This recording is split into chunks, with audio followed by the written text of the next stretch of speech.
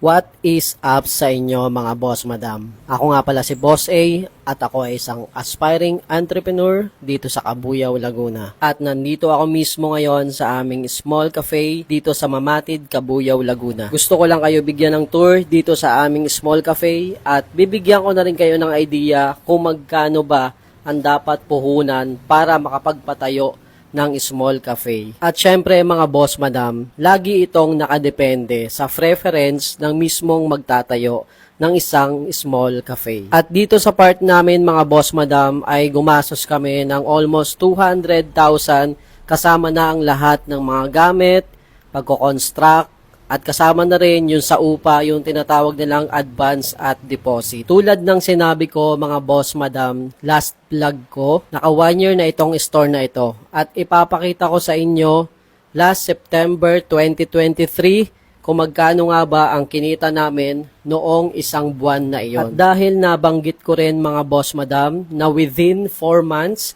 ay naka-ROI na kami dito. Ang ginagamit namin ditong application para sa pag-monitor ng sales ay yung Avocado app. Mada-download nyo yan mga boss madam sa Play Store at may bayad po yan na 855 pesos. So mga boss madam, ang ipapakita ko sa inyo ay September 2023 sales namin sa buong buwan. As you can see, i-generate natin yan at ipapakita ko sa inyo kung magkano nga ba yung kinita namin nung September 2023. Ayan po mga boss madam, 170,000. Nag-open kami August 5, 2023, pero wala pa kami nung POS Avocado app. So September na kami nakapag-monitor nung aming sales. Mga boss madam, hindi ko na para ipakita pa yung ibang months kung magkano ang kinita namin. Kaya alam nyo na kung bakit nakabawi kami at naka-ROI kami within 4 months. So mga boss madam, hindi ko sinasabi na kapag kayo ay nakapagpatayo ng small cafe or any store ay makakabawi na agad kayo within 4 months tulad ng experience namin. Lagi yan nakadepende sa magiging tindahan nyo, saan ba ito nakalocate dahil itong aming area ay katabi at katapat mismo ng school. So this is our menu mga boss madam. Meron kaming iced coffee,